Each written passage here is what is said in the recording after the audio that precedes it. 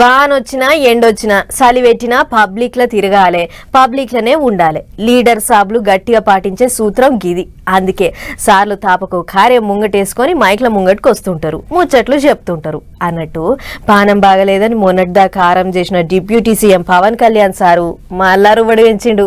On duty అంటున్నాడు. అగా చూడర్రే, సల్వాకాన్ల అద్దాలు పెట్టుకొని సార్లందరిని ఎంట పెట్టుకొని గోదావరి గట్టుకు పోయిండు డిప్యూటీ సీఎం. ఇక గోదావరి పుష్కరాలు అనగానే అందరికి తొలుత యాదికొచ్చేది రాజమండ్రి పట్నమే, అక్కడున్న పుష్కర ఘాటే. అందుకే ఏర్పాట్లు ఎట్టేట నడుస్తానయి ఏం కథ అనేది చూడనికే పోయిండు జనసేనాని.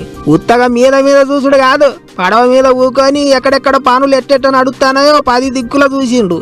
అంతేకాదు, తేటగా ఉండాల్సిన గోదావరి గంగమ్మను తాల్తాపాసిగాళ్ళు కొంతమంది కలుషితం చేస్తుర్రట. అట్లా కాకుండా చూడాలి, ఆఫీసర్లు దాని మీద గట్టిగా పనిచేయాలని చెప్పిండు.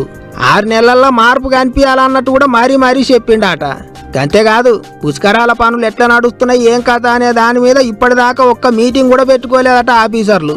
మరి అంత కలిసి ఏం చేస్తాన్రు ఏం కథ అని గట్టిగానే అరుచుకున్నాడట ఉప ముఖ్యమంత్రి. ఇక మొత్తం 6 జిల్లాల్లో 287 గ్రామ పంచాయతీలలో గోదావరి గట్ల మీద పుష్కరాల కొరకు ఏర్పాట్లు చేస్తారట. ఇప్పటి సంది గోదావరి పుష్కరాల ఏర్పాట్ల మీద తాపకోసారి మీటింగులు పెడతానే ఉంటాడట. ఇక మీటింగ్ ముచ్చట్లు అట్లుంటే పవన్ సారు సల్వాకాన్ల అద్దాలు పెట్టుకొని పడవెక్కి తిరుగుకుంటా నడమ పాలకపోన్లో పోటువోలు కూడా తీసుకున్నాడు, సెల్ఫీలు దిగిండు.